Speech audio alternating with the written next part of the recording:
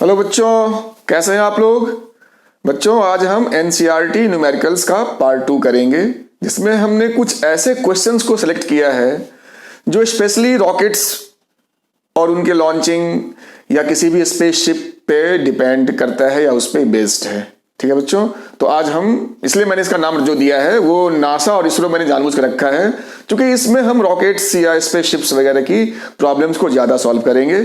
ठीक है बच्चों, बड़ा इंपॉर्टेंट ये लेक्चर है और ये थोड़ा सा लेवल इसका हाई है। ये मतलब आप कह सकते हैं कि आईआईटी एडवांस और जेईई मेंस में ज्यादा ये इंपॉर्टेंट है।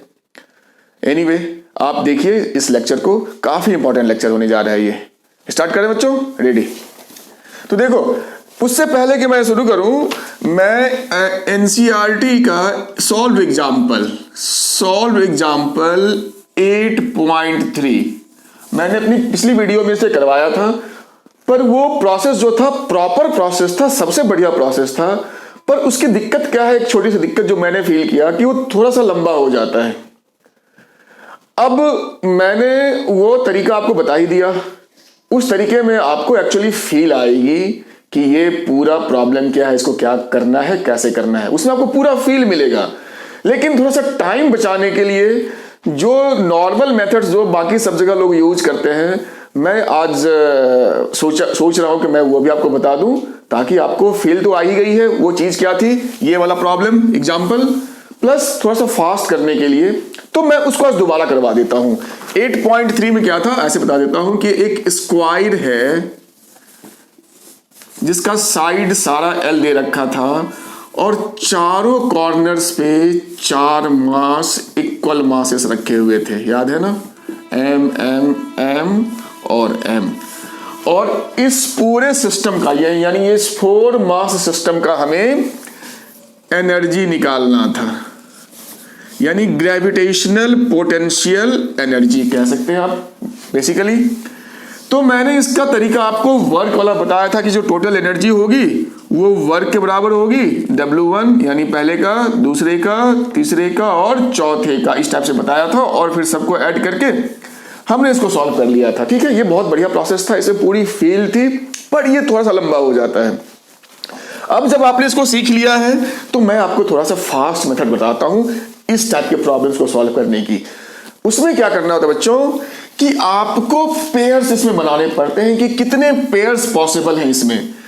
तो देखो, एक तो ये पेयर हो गया, एक दूसरा ये हो गया, ये तीसरा हो गया और ये चौथा हो गया, है ना। 4 पेयर हो गए, नहीं 2 पेयर और हैं, एक इन दोनों के बीच में और एक इन दोनों के बीच में, ये टोटल 6 पेयर्स हैं। लेकिन 4 एक जैसे हैं और 2 एक जैसे हैं। 4 मतलब बिल्कुल साइड्स के अबाउट हैं और 2 जो है वो डायगोनली अपोजिट हैं। तो जो टोटल वर्क डन होगा, या हम कह सकते हैं जो इस पूरे सिस्टम की जो एनर्जी होगी, वो हो जाएगा मेरा 4 है मेरा साइड्स के अलोंग, तो 4 into, अब देखो किसी एक का निकालो तो ये डिस्टेंस जो है L है और मास मेरा m ही है, तो -g m1 m2, तो चलो m ही लिख देते हैं अपॉन L। ये तो इन 4 का हो गया, प्लस 2 डायगोनली अपोजिट, तो ये हो जाएगा -g m1 m2 और ये डिस्टेंस क्या, तो √2l। अब क्या है कि ये आपका थोड़ा सा फास्ट हो जाएगा और आप इसको सॉल्व करेंगे तो आपका आंसर जो है वो जल्दी आ जाएगा। ये बढ़िया प्रोसेस है, पर इसमें वो फील नहीं है जो फील इसमें थी। यही वजह थी कि पहले मैंने आपको ये प्रॉपर चीज सिखाया और आज मैंने उसका शॉर्टकट भी बताया कि हम कैसे पेयर्स बनाते हैं और जितने पेयर्स सिमिलर हैं उनका एक साथ, और जो फिर दूसरे सिमिलर हैं उनका एक साथ, टोटल आपका। ठीक है बच्चों, चलिए, तो ये तो था अपना। अब हम आ जाते हैं अपने इस रॉकेट स्पेसशिप स्पेशल क्लास पे न्यूमेरिकल्स में, जिसमें ज्यादा हम रॉकेट्स की बात करेंगे, स्पेस शटल्स स्पेसशिप्स की बात करेंगे। तभी मैंने नाम दिया है नासा इसरो स्पेशल। तो ये जो क्वेश्चन है ये एनसीईआरटी का सुपर हिट क्वेश्चन है 8.4 एग्जाम्पल, सॉल्व एग्जाम्पल। बहुत लोगों को ये एक चैलेंजिंग क्वेश्चन लगता है और ये है भी। इसमें देखो क्या कहता है, मैं आपको फिगर समझाता हूं कि 2 प्लैनेट्स हैं, एक प्लेनेट यहां पे है और दूसरा प्लेनेट मेरा यहां पे है। समझो, फिगर से समझो इस क्वेश्चन को, बहुत इंपॉर्टेंट है, लोगों से नहीं बनता है क्योंकि इसकी फील उनके पास नहीं आ पाती, जिसकी वजह से वो उसको सॉल्व ही नहीं कर पाते हैं। तो मेरे पास दो प्लैनेट्स हैं, एक का मास तो m है और दूसरे का मास जो है इसका 4 टाइम्स है, यानी 4m मास है। और रेडियस जो है वो दोनों का सेम है, इसका भी रेडियस r है और इसका भी रेडियस r है। ये दो प्लैनेट्स हैं। अब कहता है कि इस प्लैनेट पे, छोटे वाले पे एक स्मॉल मास m। अब ये प्लैनेट्स, इसको साइज कंपेयर मत करना, ये तो दिखाने के लिए मैंने दिखाया है कि इसके सरफेस पे एक रॉकेट रखा हुआ है या मान लो स्पेसशिप रखा हुआ है। अब कहता है कि इसको हम कितनी वेलोसिटी से फेंकें, इस रॉकेट को हम किस स्पीड से लॉन्च करें, मिनिमम, कहता है मिनिमम वेलोसिटी या मिनिमम स्पीड, कहता है कितने से हम इसको लॉन्च करें कि ये जो मेरा रॉकेट है ये आकर के इस प्लेनेट पे आकर यहां पे आकर लैंड कर जाए। ठीक है, ये क्वेश्चन है कि find minimum speed so that the rocket या the spaceship reaches the next planet, और हमको surface of the next planet ये बताना है।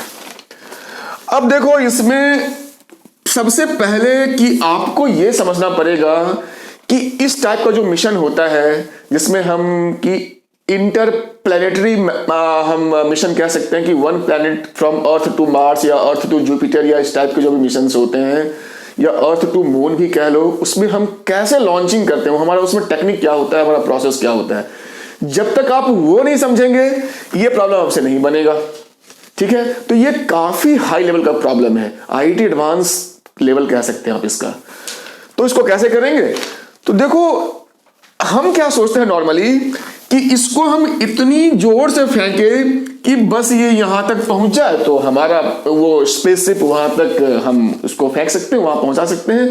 पर ऐसा नहीं होता है। आपको जान के आश्चर्य होगा कि किसी भी रॉकेट को या किसी भी स्पेसशिप को किसी दूसरे प्लेनेट पे जब हमें भेजना होता है तो कोई जरूरत नहीं है कि आपको पूरी ताकत लगा करके यहां तक फेंकना है।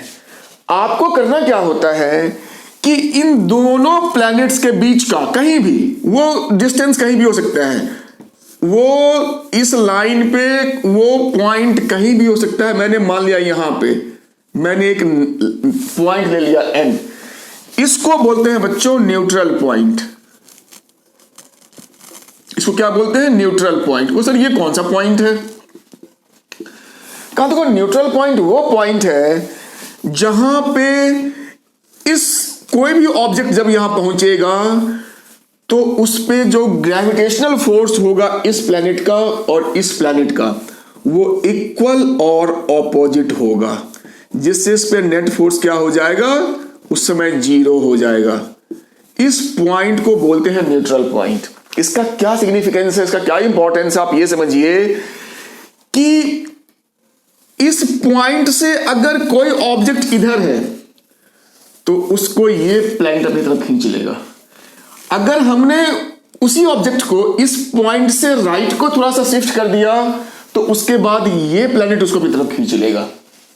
बात समझ रहे हो कि ये जो मेरा न्यूट्रल पॉइंट है, यहां जो मेरा न्यूट्रल पॉइंट है, उसके अगर थोड़ा भी इधर कोई ऑब्जेक्ट रहेगा तो उसको ये प्लैनेट खींच लेगा अपने सरफेस पे, और अगर उसके राइट थोड़ा सा कर दिया हमने तो उसके बाद ये प्लैनेट खींच लेगा। मतलब ये उन दोनों के बीच की एक बाउंड्री है।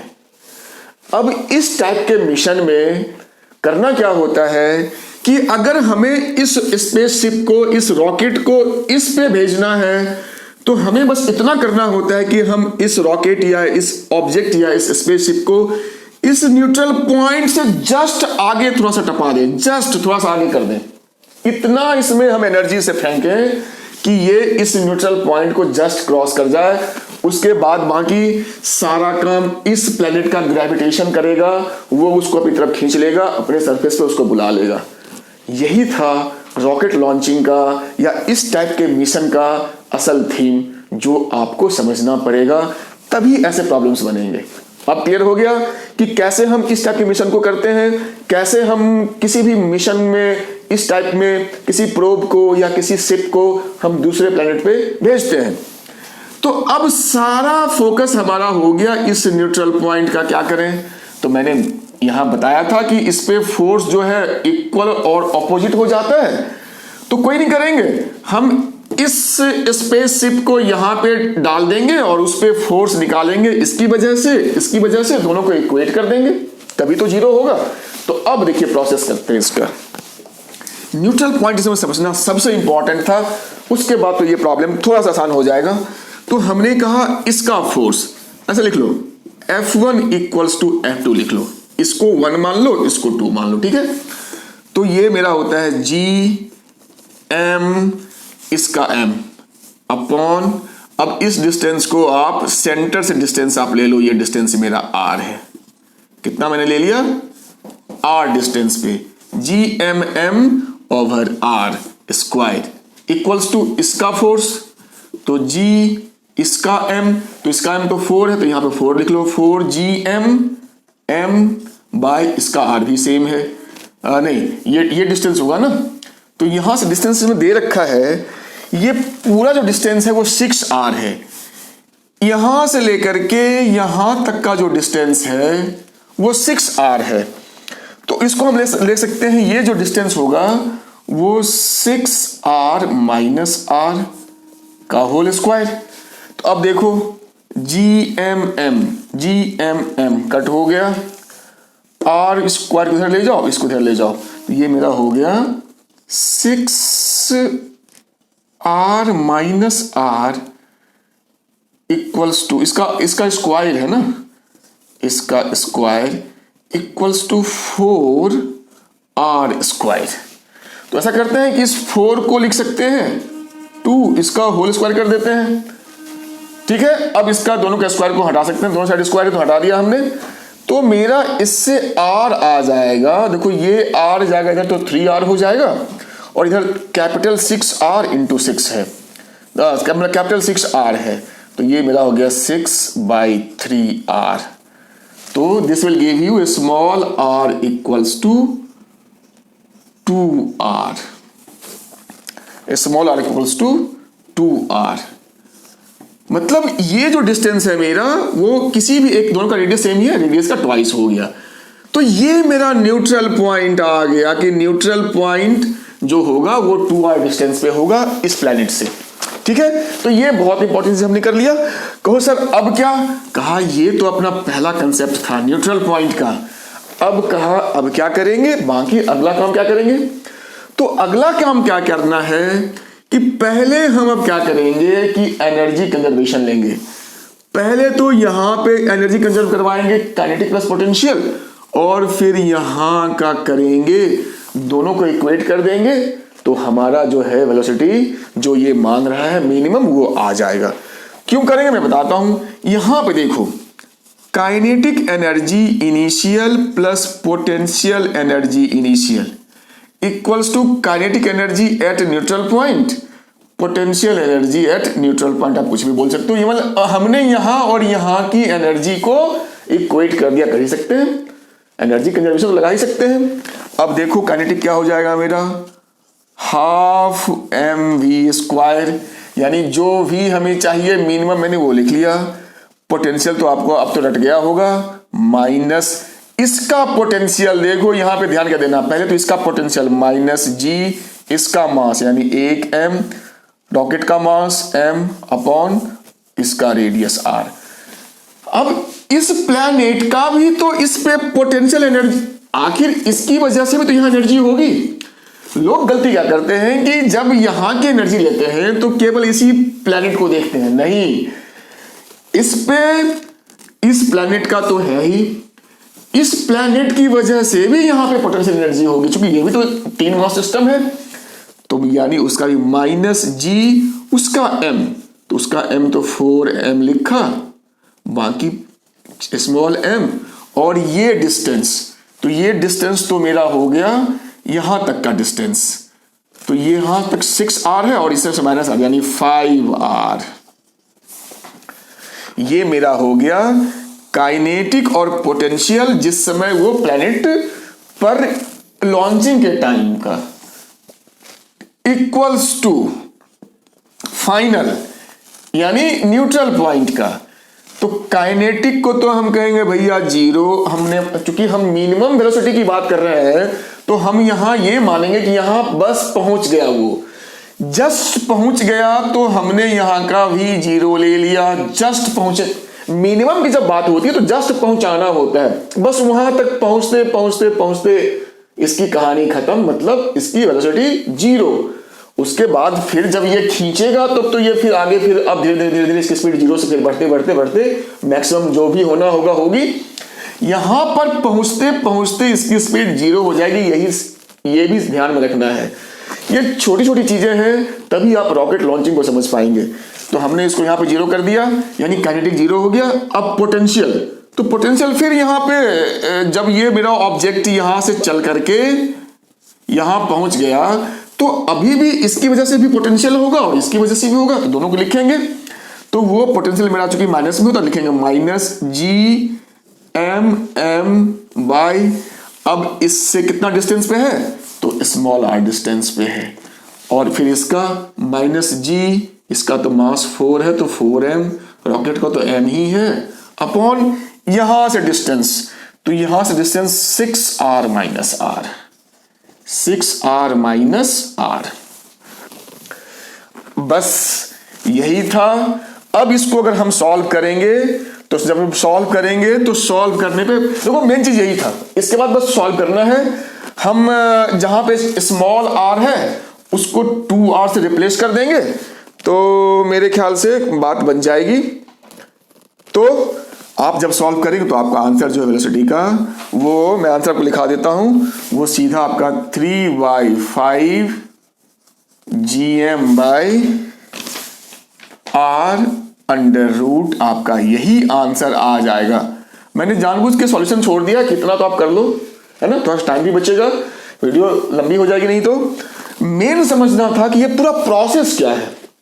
सबसे पहले हमने न्यूट्रल पॉइंट को समझा, वो क्या होता है, और हमने वहां पे फोर्स को इक्वेट कर दिया, इसका फोर्स इक्वल्स टू उसका फोर्स, जिससे हमें वो डिस्टेंस r मिल गया कि कहां पे जाकर के ये न्यूट्रल पॉइंट को अचीव करेगा। और फिर हमने क्या किया कि हमने एनर्जी कंजर्वेशन लगा दिया लॉन्चिंग पॉइंट पे और न्यूट्रल पॉइंट पे। तो ध्यान क्या रखना है कि लॉन्चिंग पॉइंट पे kinetic energy plus potential energy इसकी वजह से और इसकी वजह से भी लोग क्या करते हैं, मैं दोबारा बोल देता हूं, कि इसको भूल जाते हैं, ये टर्म को लिखना भूल जाते हैं। उनको लगता है कि केवल इसी का होगा, नहीं, जो भी मास इस पूरे सिस्टम में है सबकी वजह से एनर्जी इस पे होगी। तो एक मास ये था उसका यहां पे आ गया और दूसरा मास ये था उसका यहां आ गया। तो ये तो मेरा हो गया इनिशियल, यानी यहां पे लॉन्चिंग पैड की condition equals to neutral point की एनर्जी। तो काइनेटिक मैंने कहा था कि चूंकि हमसे मिनिमम v की बात हो रही है तो हम यहां पे ये कहेंगे कि यहां पहुंचते पहुंचते न्यूट्रल पॉइंट पे फाइनली जो स्पेसशिप है वो इंस्टेंटली फॉर एन इंस्टेंट कह सकते हो कि रुक गया होगा। उसके बाद फिर वो भागेगा, जब वो खींचेगा वो अलग कहानी है। तो काइनेटिक जीरो। अब फिर इसका पोटेंशियल इस पॉइंट पे तो ये, इसका पोटेंशियल इस पॉइंट पे तो ये। अब जब आप इसको सॉल्व करेंगे तो बड़ी आसानी से आपको v आ जाएगा। ध्यान ये रखना कि यहां पर जो r है स्मॉल, उसको 2r से आप रिप्लेस कर देना, बाकी ये स्मॉल m कट जाएंगे और फिर आपका ये आंसर आ जाएगा बच्चों। ठीक है, आई होप आप कर लेंगे। दूसरा पार्ट इसका क्या है कि जब ये यहां पे हिट करेगा तो उस समय वेलोसिटी क्या होगी। तो आपको मैंने जितना समझा दिया है आई होप आप उसको भी निकाल सकते हैं। तो ये मैं आप पे छोड़ता हूं कि वो वेलोसिटी कैसे निकलेगी। अब आप अपने कंसेप्ट को लगाइए और उसको सॉल्व कीजिए। ठीक है बच्चों, तो ये था एनसीईआरटी के 2 प्रॉब्लम्स जो हमने अभी किए सॉल्व्ड। एक तो मैंने पहले ही कर रखा था, उसको मैंने थोड़ा शॉर्टकट मेथड में करवाया, और ये तो सबसे जबरदस्त न्यूमेरिकल है एनसीईआरटी का। चलिए अब हम आ जाते हैं एक्सरसाइज पे, एनसीईआरटी पे। ये एग्जाम्पल अपना खत्म हो गया। अब हम आते हैं एक्सरसाइज पे 8.12 नंबर एग्जाम्पल जो एक्सरसाइज जो है एनसीईआरटी का, वो क्या है बच्चों, ये करने की जरूरत ही नहीं है, जब हमने अभी अभी जो प्रॉब्लम किया था ये उसका बस छोटा सा पार्ट है कह सकते हैं, लेकिन मैं आपको डिस्कस कर देता हूं। और rocket is fired from the earth towards the sun, ठीक है। एक सॉरी, ये तो अपना अर्थ हो गया, और अर्थ के सरफेस से ये अपना रॉकेट को हमने फायर किया किधर को, तो इधर मेरा है सन, इधर सन की तरफ फायर किया। अच्छी बात है।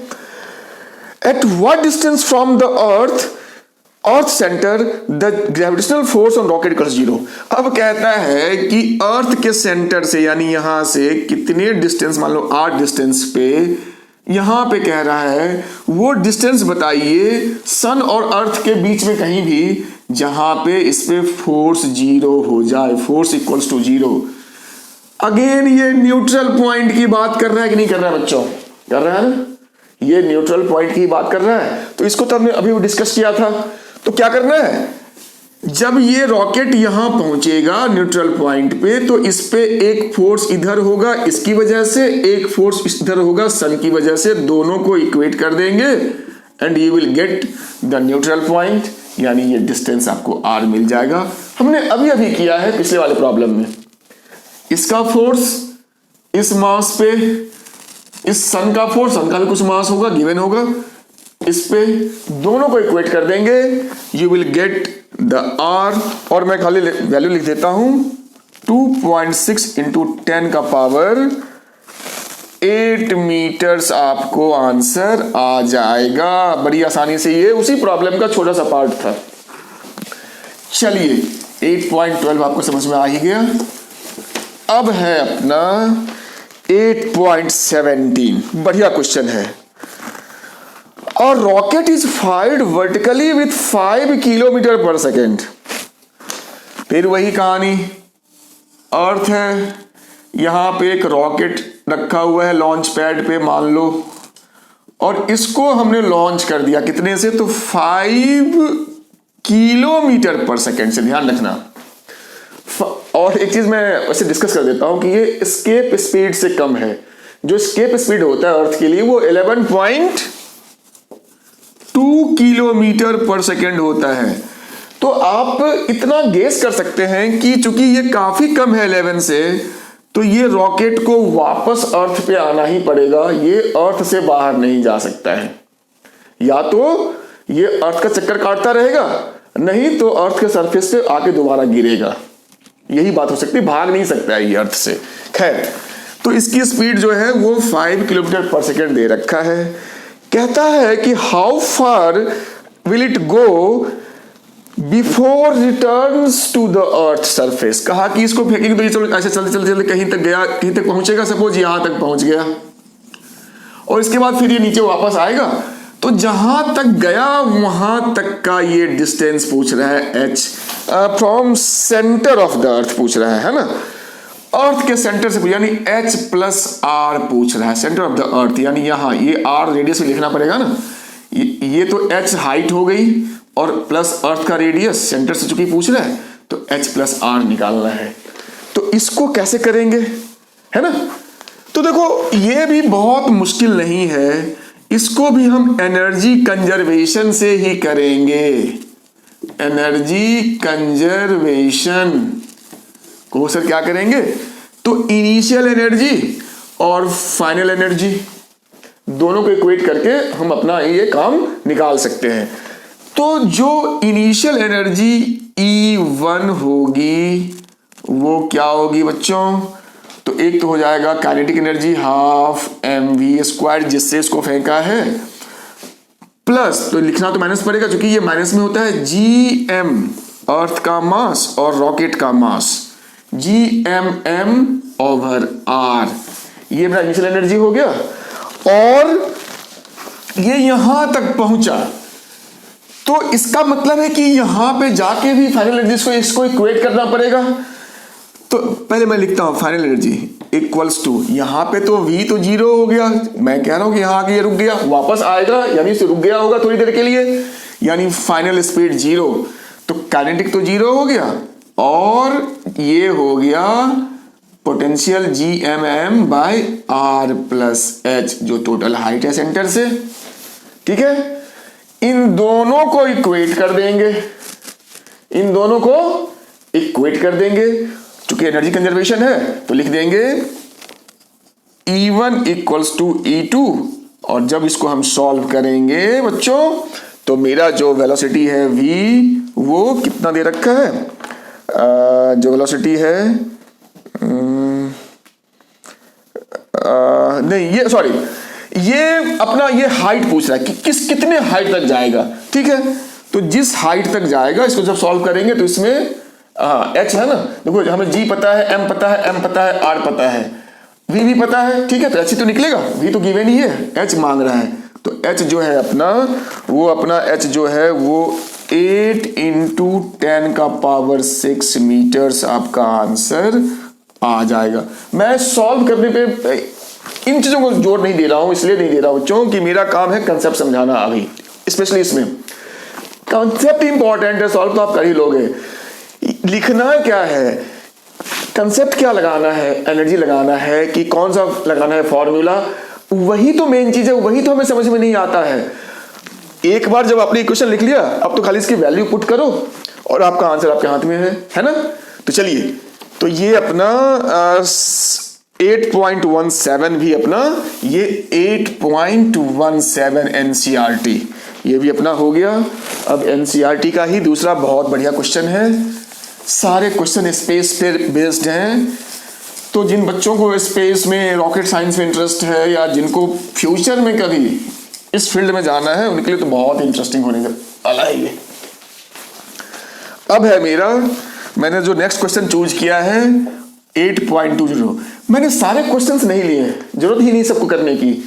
मैंने जितने इंपॉर्टेंट है मैंने सब कुछ इस स्पेशली इसके लिए चुना है, और इतना आप कर लेंगे तो बाकी सब सारे आपको वैसे ही बन जाएंगे। ये सारे सबसे ज्यादा इंपॉर्टेंट क्वेश्चंस थे। इसको करने के बाद बाकी में आपके लिए, बाकी क्वेश्चन में आपके लिए कुछ भी दिक्कत नहीं होने वाली है ना, आप इसको बड़ी आसानी से कर सकते हैं। ये क्या है, 2 स्टार्स ईच ऑफ मास इतना, सोलर मास कहता है, सोलर मास। एक तो वर्ड इन्होंने यूज किया है सोलर मास, तो कंफ्यूज नहीं होंगे। एक्चुअली सन का जो मास होता है, मास ऑफ सन, उसको ये सोलर मास कहते हैं। और वो मास कितना होता है, 2 इंटू 10 का पावर 30 kg, ये सन का वेट होता है। अब बताओ कितना ज्यादा ये वेट है, 10 का पावर 30 है। आप जोड़ते रह जाओगे, आपकी काउंटिंग खत्म हो जाएगी, इतना ज्यादा ये मास है सन का। अब कहता है, अब करना क्या है, आर अप्रोचिंग ईच अदर। अच्छा, 2 स्टार है, एक स्टार यहां पे है सेम रेडियस का, मास तो सोलर मास के बराबर है, और दूसरा सेम स्टार, इक्वल स्टार, आधी रेडियस का, सोलर मास जितना ही। इनके बीच में जो डिस्टेंस है, सेंटर टू सेंटर डिस्टेंस जो है 10 का पावर 9 किलोमीटर है, ठीक है। और इनिशियली ये दोनों जो है रेस्ट पे हैं, दोनों क्या है, दोनों रेस्ट पे हैं। इनिशियली इनकी जो काइनेटिक एनर्जी है दोनों की वो 0 है, ध्यान रखना, इसी का हम आगे यूज करेंगे। अब कहता है, अब ग्रेविटी की वजह से ये जो अट्रैक्टिव फोर्स है ये आपस में चिपकने के लिए भागेंगे।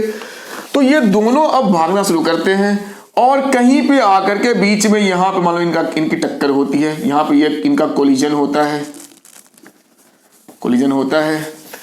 तो क्वेश्चन में ये पूछता है आपको इस दोनों स्टार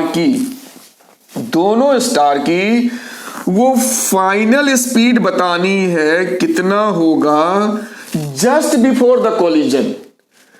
कोलिजन के बाद तो फिर कहानी बहुत बदल जाएगी, पता नहीं क्या होगा, नहीं होगा, चीजें बहुत जबरदस्त चेंज होंगी। हमें उस डिटेल में नहीं जाना है, हमें बताना है कि जस्ट बिफोर टक्कर से पहले इन दोनों स्टार्स का जो स्पीड होगा वो क्या है। ये था क्वेश्चन कि 2 सिमिलर स्टार हैं, उनके बीच कुछ डिस्टेंस है, सेंटर टू सेंटर दे रखा है। दोनों स्टार ग्रेविटेशनल अट्रैक्शन की वजह से एक दूसरे की तरफ भागेंगे, और जिस समय वो आपस में टकराएंगे उस समय जस्ट बिफोर द कोलिजन उनका स्पीड क्या होगा, जिस स्पीड से उनकी टक्कर होगी। ये क्वेश्चन है आपका। तो फिर मैं इसको कंसेप्चुअली समझाऊंगा, सॉल्व मैं आप पे फिर दोबारा छोड़ता हूं। कहो सर इसको कैसे करें, इसमें क्या टेक्निक लगाएं? कहा फिर वही technique, conservation of energy. Conservation of energy यानी इनिशियल एनर्जी, मतलब एनर्जी बिफोर कॉलिजन यानी स्टार्टिंग एनर्जी, और इक्वल्स टू फाइनल एनर्जी यानी energy just before the collision. Just before the collision, collision हो जाएगा फिर तो उसके बाद तो पता नहीं कितनी बड़ी बात होगी, स्टार्स की टक्कर आपस में हो जाए, सोच सकते हैं क्या हो सकता है। तो हमें उस डिटेल में मैंने फिर कहा नहीं जाना है। जस्ट बिफोर कॉलिजन और जिस समय दोनों ने चलना शुरू किया उस समय की एनर्जी। तो देखो जिस समय चलना शुरू किया उस समय काइनेटिक एनर्जी 0 होगी, चूंकि स्पीड हमने 0 लिया है। पोटेंशियल होगा तो क्या होगा, ये एक मास ये डिस्टेंस इनके बीच मान लो d है, डिस्टेंस मान लो d है, तो माइनस g एक मास दूसरा मास अपॉन d। ठीक है, काइनेटिक तो 0 ही है तो लिख दो यहां पे 0 प्लस यानी kinetic plus potential equals to, जिस समय टक्कर होगा उस समय इसकी स्पीड तो बहुत ह्यूज होगी, तो उस समय हम लिखेंगे हाफ mv²। लेकिन यहीं पे थोड़ा सा दिमाग लगाना पड़ेगा, जितना इसका काइनेटिक होगा उतना ही इसका भी काइनेटिक होगा। हमें दोनों का निकालना है, दोनों काइनेटिक होगा। अब दोनों स्टार जो है बिल्कुल सिमिलर हैं तो दोनों का काइनेटिक भी सिमिलर होगा, तो हम क्या करेंगे कि इनटू 2 कर देंगे, जिससे हमें ये लगा कि जो टोटल काइनेटिक एनर्जी है वो दोनों स्टार की है। तो हाफ mv² तो हो गया किसी एक स्टार का, इनटू हमने 2 कर दिया तो दोनों स्टार की एनर्जी हो गई। अब इन दोनों के सेंटर के बीच में डिस्टेंस तो है ही ना, कितना डिस्टेंस है ये, एक का रेडियस r एक का रेडियस r, तो दोनों के सेंटर के बीच का जो डिस्टेंस है ये डिस्टेंस, ये मेरा डिस्टेंस जो है बच्चों, ये डिस्टेंस मेरा है 2r। मतलब जस्ट बिफोर कोलिजन काइनेटिक तो होगा ही होगा, लेकिन क्योंकि सेंटर्स के बीच में डिस्टेंस अभी भी है तो पोटेंशियल भी होगा। सबसे मेन पॉइंट ही पकड़ना था, तो वो क्या हो जाएगा, minus gm1 m2 over distance 2r। इसके बाद तो इसमें कुछ भी नहीं बचा, सारी कहानी सारा जो इंपॉर्टेंस था वो इसी इक्वेशन का था लिखने। इसके बाद तो मैथमेटिक्स है, वैल्यू जो भी है आप पुट करते जाओगे आपका आंसर आ जाएगा। मान क्या रहा था, अभी देखो तुम्हारे पास g है, m है, d है, यहां भी r भी है, तो हमारा v जो है वो बड़ी आसानी से निकल जाएगा। तो असल चीज है समझना कि हम इस टाइप के प्रॉब्लम्स को कैसे अप्रोच करते हैं, उनमें कंसेप्ट क्या लगाते हैं, कैसे उसको पूरा एनालाइज करते हैं, सिचुएशन क्या है, फिगर बनाओ। फिगर से भी चीजें काफी क्लियर, अगर आपने फिगर सही बना लिया तो 50% आपका काम फिगर से हो जाता है। तो मैं कहूंगा कि फिगर को बिल्कुल अपने प्रेफरेंस में डालो।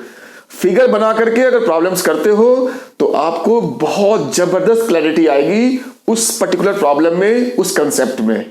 तो फिगर बनाइए और क्वेश्चंस को आसानी से सॉल्व कीजिए। ठीक है, तो ये था अपना 8.20। इसको जब आप सॉल्व करेंगे तो आंसर जो है, वेलोसिटी जो है जो ये मांग रहा था वो 2.6 इंटू 10 का पावर 6 मीटर पर सेकेंड आपका आंसर आ जाएगा।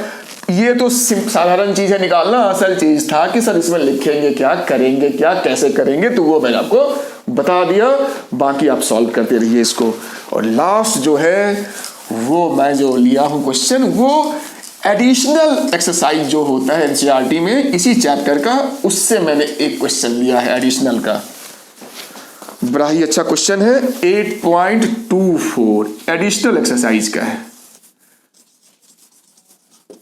एडिशनल जो होता है ना एनसीईआरटी में, 4 क्वेश्चन एनसीईआरटी में है ग्रेविटेशन में, उससे मैंने एक चूज किया है। सारे क्वेश्चन एक पर एक हैं, जबरदस्त हैं, रॉकेट साइंस वाले सारे क्वेश्चन हैं। पर जो मैंने चूज किया है, ये चांस की बात है कि हमने इस टाइप के प्रॉब्लम्स को डिस्कस अभी तक नहीं किया है, लेकिन हम उसकी फील ले चुके हैं इस टाइप की प्रॉब्लम्स की। मैं समझाता हूं सिचुएशन क्या है कहता है कि प्लेनेट जो है अपना मार्स है, ये मार्स है, ये अपना मार्स प्लेनेट है, जिसका अपना कुछ मास होगा, इसका अपना कुछ मास भी होगा, मैंने m लिख दिया। इस प्लेनेट के सरफेस पे एक स्पेसशिप रखा हुआ है, आपका एक मिशन रॉकेट का रखा हुआ है। अब कहता है कि इस रॉकेट को हम कितना एनर्जी दें। जो इन्होंने वर्ड यूज किया है, जो इन्होंने सेंटेंस लिखा है, a spaceship is stationed on Mars, ठीक है, मार्स पे स्टेशन है। How much the energy must be expended, इन्होंने वर्ड यूज किया है, how much the energy must be expended to escape this spaceship from the solar system. अब इन्होंने word यहां पे जोड़ दिया, इसलिए इंपॉर्टेंट मैंने इसको माना है इस क्वेश्चन को। इन्होंने कहा कि सोलर सिस्टम से इसको बाहर भेजना है, तो अब केवल हम मार्स की बात ही नहीं करेंगे, मतलब सोलर सिस्टम है यानी सन का भी एग्जिस्टेंस हमें देखना पड़ेगा इस पूरे क्वेश्चन में। मार्स तो है ही, सन भी अपना जो है वो एक बड़े रोल में होगा इस क्वेश्चन में, क्योंकि इसने कहा कि हमें इस शिप को सोलर सिस्टम से बाहर भेज देना है, out of our solar system. जो हमारा सौर मंडल है उस सौर मंडल से भी इसको बाहर निकालना है। तो मिनिमम कितना एनर्जी दें इस स्पेसशिप को कि ये हमारे सोलर सिस्टम से बाहर भाग जाए। तो कहा कि बाकी इन्होंने इसमें वैल्यूज वगैरह दे रखी हैं कि इसका जो मास है रॉकेट का वो दे रखा है 1000 kg, मार्स का भी मास दे रखा है, सन का मास भी आपको पता ही होगा, दे भी रखा है। सन और इस प्लेनेट के बीच का यानी इस स्पेस जो है ये सन और इस सन के चूंकि सारा डिस्टेंस हम सेंटर से लेते हैं, ये डिस्टेंस भी दे रखा है यानी ऑर्बिटल रेडियस दे रखा है। अब कहता है बताओ कि मान लो कि ये मेरा इन्फिनिटी हो गया, मतलब ये सोलर सिस्टम की बाउंड्री हो गई, तो ये रॉकेट को कम से कम यहां तक तो तुम्हें पहुंचाना ही पहुंचाना है, इस पॉइंट तक यानी इस इन्फिनिटी तक, यानी इस बाउंड्री पे जस्ट पहुंचा देना, उसको टपा देना है। बड़ी मुश्किल बात है, बाकी इसको डेटा है नहीं, कैसे करें? तो फिर मैंने कहा कि एनर्जी कंजर्वेशन ही आपका इकलौता ऐसा यंत्र है, ऐसा जुगाड़ है जो कि आपको ऐसे प्रॉब्लम्स में हेल्प करता है। क्या करेंगे कि total energy of this spaceship यानी इनिशियल एनर्जी लिख लेंगे कि अभी क्या है। फिर जब ये स्पेसशिप इस जगह पे पहुंचेगा यानी इन्फिनिटी पे, just beyond the solar system, यहां पे जो एनर्जी है उसको मैंने कहा कि वो E2 होगा। मैंने यहां की एनर्जी को E2 माना, यहां की एनर्जी को E1 माना, और इन दोनों का जो सम होगा, सॉरी दोनों का जो डिफरेंस होगा, extra, how much extra energy needed, कहा ना, क्या बोला है, how much energy must be expanded, कितनी एनर्जी एक्स्ट्रा चाहिए। तो क्या करेंगे, डेल्टा ई ये पूछ रहा है कितना एनर्जी आपने इसको सप्लाई किया होगा जिससे कि ये जंप करके यहां तक आ जाए। तो लिखेंगे डेल्टा ई मतलब फाइनल माइनस इनिशियल। यही मेन था कंसेप्ट इस क्वेश्चन में, बाकी इसमें कुछ नहीं बचा। अब असल सोचना था कि इसकी एनर्जी, लेकिन अब एक गलती फिर यहां पे लोग करते हैं, मैं उसको ठीक कर देता हूं, मैं करके दिखा देता हूं कि यहां पे इसकी एनर्जी कैसे निकालेंगे। तो एक तो मार्स की वजह से इस पे एनर्जी होगी क्या, और ये स्टेशन्ड है मतलब वेलोसिटी यहां इसकी 0 ही है, तो काइनेटिक का कोई चक्कर ही नहीं है, और यहां भी जस्ट पहुंचाना है तो यहां भी v 0 है, मतलब दोनों जगह v हमने 0 लिया है। यहां भी स्टेशन्ड है यानी खड़ा है वो रॉकेट। अब उसको टोटल एनर्जी उसमें आप जैसे भी सोच कितना एक्स्ट्रा दे दें वो हमसे पूछ रहा है। तो हमने माना चूंकि ये स्टेशन्ड है तो इसमें कोई काइनेटिक एनर्जी नहीं होगी। ध्यान रखना, कुछ बुक्स में मैंने जैसा देखा है, अच्छी बुक्स में जो ब्रांडेड बुक है हमारे मार्केट में जो हम यूज करते हैं, उन्होंने सॉल्यूशन गलत दिया है। और सबसे मजे की बात कि NCERT का जो आंसर है वो भी गलत है, उन्होंने भी गलत इसको सॉल्व किया है। तभी मैंने इस क्वेश्चन को चूज किया है। ये क्वेश्चन बहुत इंपॉर्टेंट है, NCERT ने भी इसको गलत सॉल्व किया है। और जो मार्केट की सबसे अच्छी बुक, रेफरेंस बुक अभी गिनती होती है, मैं नाम नहीं लूंगा, उस बुक का जो सॉल्यूशन है उन्होंने बिल्कुल मिसगाइड किया बच्चों। तो बी केयरफुल, इस क्वेश्चन को समझिए कि कैसे इसको करना है। आंसर भी गलत है एनसीईआरटी का, तो आप इसमें परेशान होते रहेंगे, आपका आंसर आएगा नहीं। और एनसीईआरटी का आंसर आपको अगर मैच करवाने की जरूरत पड़ेगी तो फिर आपको गलत प्रोसेस लगाना पड़ेगा, गलत कंसेप्ट से करना पड़ेगा, जो कि बिल्कुल गलत है ना। तो केयरफुल रहिए। इस क्वेश्चन को मैंने चूज ही इसलिए किया था कि ये क्वेश्चन लोगों को बहुत परेशान किया है। तो अब क्या करें, तो अब इसमें ऐसा करना है कि हमें पता है कि यहां की एनर्जी क्या होगी, वेलोसिटी जीरो है, ध्यान रखना, स्टेशनड है, यानी काइनेटिक एनर्जी इसमें होगी ही नहीं यहां भी। और यहां चूंकि जस्ट पहुंचाना है तो यहां भी नहीं होगी, तो काइनेटिक इसमें बात ही नहीं करना है। तो यहां की एनर्जी क्या होगी, पोटेंशियल। तो एक तो इस प्लेनेट की वजह से, मार्स की वजह से, तो minus G mass of Mars कह लो, इसका मास मैंने इसको छोटा एम माना है ना, ओके ओके, इसको मैंने छोटा एम माना है, तो इसको क्या मानूं, इस है ना। तो इसके मास को, ये रॉकेट के मास को एम मान लेते हैं और इसके मास को कैपिटल एम मान लेते हैं, और सन के मास को एम डैश मान लेते हैं, मानने में ही तो है, एम डैश मान लेते हैं, ठीक है। तो इस प्लेनेट की वजह से इसका, तो जी एम अपॉन उसका रेडियस, इसका रेडियस जो भी हो, इसके रेडियस को मैं क्या ले लूं, आर ले लेता हूं, इसके रेडियस को आर ले लेता हूं, प्लस इस सन का भी, तो यहां पे मैंने अभी पीछे भी डिस्कस किया था, इस सन की वजह से भी इसमें पोटेंशियल एनर्जी होगी, तो वो भी होगी माइनस में माइनस जी सन का मास, रॉकेट का मास अपॉन सन से डिस्टेंस, इस डिस्टेंस को हमने स्मॉल आर लिया था, हमने इसको स्मॉल आर ले लिया। बच्चों ये कंफ्यूज मत होना कि सर ये डिस्टेंस छोटा है, इसको आप कैपिटल लेते हैं और बड़े डिस्टेंस को स्मॉल का, ऐसा नहीं है। रेडियस को हमेशा कैपिटल आर लिया जाता है, और ये distance between planet to planet, planet to sun जो भी है, ये चाहे कितना भी बड़ा क्यों नहीं हो, इसको स्मॉल आर में लेने का रिवाज है। आपको पसंद नहीं है तो आप कुछ और ले लो, लेकिन ये मत सोचना कि ये डिस्टेंस छोटा होना चाहिए क्योंकि हमने छोटा आर यूज किया है, ये बात भी कहना जरूरी था, ठीक है। तो ये गलती नहीं करना। तो ये मेरा हो गया इनिशियल एनर्जी, एक तो इस मार्स और रॉकेट की एनर्जी आपस में, और सन और रॉकेट की एनर्जी, तो दोनों का सम इनिशियल होगा, और फाइनल आपको पता है जो फाइनल एनर्जी होती है इन्फिनिटी पे, उसको हम जीरो मानते हैं, कन्वेंशन है जीरो मानते हैं। तो फाइनल मेरा हो गया जीरो। तो जो एक्सपेंडेड एनर्जी ने डेल्टा ई ये पूछ रहा है, तो फाइनल यानी जीरो माइनस इनिशियल, तो ये मेरा हो जाएगा, माइनस करेंगे तो ये तो हो जाएगा मेरा माइनस माइनस जी, तो ये तो मेरा जी एम बाई आर, ये तो प्लस हो गया, और फिर ये भी प्लस हो जाएगा, जी एम डैश यानी सन का मास अपॉन आर। सॉल्व आप करेंगे तो बच्चों आपको जो आंसर आएगा वो जो डेल्टा ई यानी एक्स्ट्रा एनर्जी जो चाहिए, एक्सपेंडेड एनर्जी, वो अप्रॉक्स 6 इंटू 10 का पावर 11 जूल आएगा। एनसीईआरटी में भी आंसर गलत है, पर उसमें सॉल्यूशन नहीं है तो मैं उसको कुछ नहीं कह सकता। लेकिन जो अच्छी अच्छी बुक्स है मार्केट में, जिसको हम बहुत ब्लाइंडली यूज करते हैं, फॉलो करते हैं, उन बुक्स ने क्या किया है कि एनसीईआरटी के गलत आंसर को मैच कराने के लिए उन्होंने गलत तरीके से इसको सॉल्व किया है, जो आपको आपके कंसेप्ट को खराब कर सकता है। तो बी केयरफुल। मैं दोबारा कह रहा हूं कि ये सारे प्रॉब्लम्स जो मैंने आज किए हैं ये ग्रेड 1 के प्रॉब्लम्स थे, काफी हाई क्वालिटी के थे, और अगर अच्छे से देखिए तो बहुत मुश्किल नहीं थे, कंसेप्चुअल थे, बहुत बहुत ज्यादा कंसेप्चुअल थे।